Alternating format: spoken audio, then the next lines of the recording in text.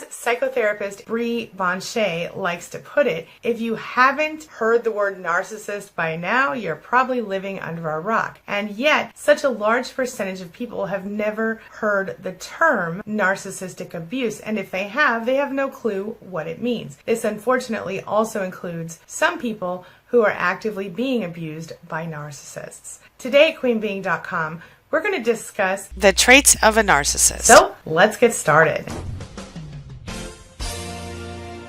My name's Angie Atkinson, and on this channel I offer free daily video coaching to help you discover, understand, and overcome narcissistic abuse in toxic relationships. I like to call it toxic relationship rehab. So if that sounds good to you, hit that subscribe button and let's just get going. I think one of the most important parts of narcissistic awareness is understanding that a narcissist is not just someone who's full of themselves or someone who thinks they're better than everyone. A narcissist is actually driven by something like shame or an idealized version of themselves, a mask, if you will. They've convinced themselves and many people around them that they're someone they're just not. The thing is that the way the narcissist copes with all of these issues that they have, whether they're related to their own lack of self-esteem or something much bigger, are very abusive coping techniques. Narcissists tend to abuse the people closest to them verbally, emotionally, and sometimes otherwise. We see this type of deep psychological abuse in many people in the cluster B spectrum. But in this case, today we're talking specifically about narcissists or people with narcissistic personality disorder. There are lots of different qualities, and I'll link to some videos for you above and in the description below. If you're dealing with someone who shows a marked lack of empathy and who treats other people in their lives with that lack of empathy, especially people closest to them, and even sometimes complete strangers, you might be dealing with a narcissist. Narcissists are certainly selfish,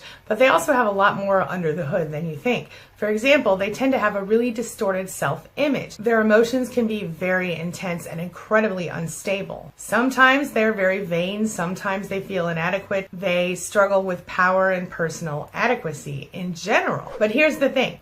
Most narcissists, in fact, every toxic narcissist, anyone, whether they have narcissistic personality disorder or they just have traits of a narcissist, the biggest and I think most defining and most unifying quality of all the different types of toxic narcissists is the marked lack of empathy and the sense of superiority and grandiosity, whether they're obvious about it or not. Because they lack empathy, narcissists are notably unable to concern themselves with other people's feelings. Their sense of self-importance gives them a really intense preoccupation with themselves and their own needs. And they tend to use other people in their lives, especially those closest to them, as sources of narcissistic supply. This can be a partner, this can be a child or a parent, or it could be a brother or a sister or a coworker, a friend.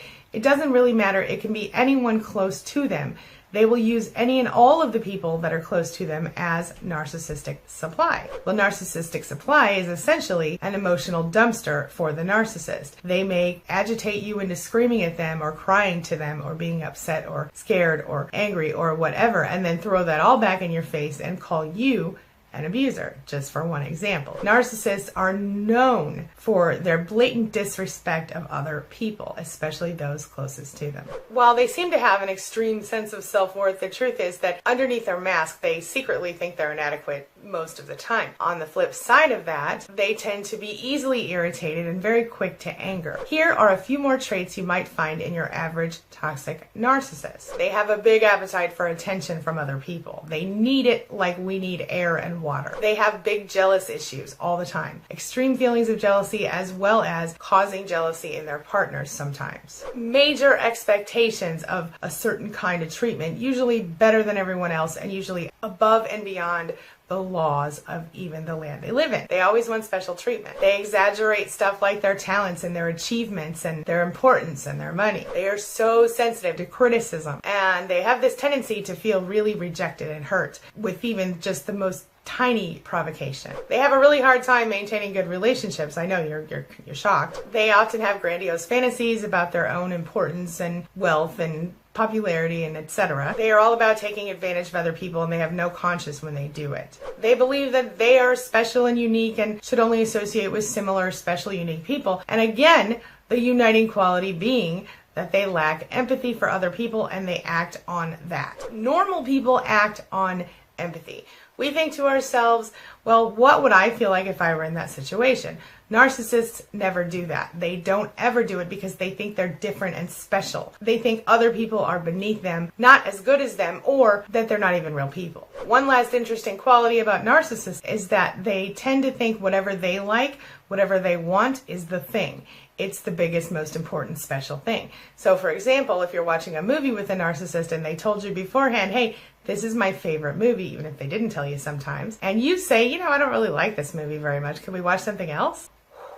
You're in trouble. Same deal if they take you to a restaurant they love. And let's say you don't like what you got to eat. Suddenly you're in big trouble because you don't like the same things they like. You didn't like the restaurant or whatever.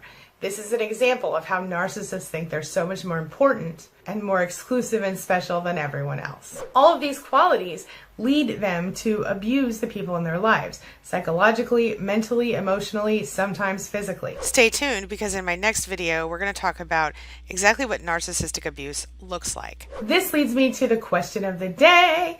And the question of the day is, have you been here? Have you experienced narcissistic abuse? Share your thoughts, share your ideas, share your experiences in the comment section below, and let's talk about it. All right?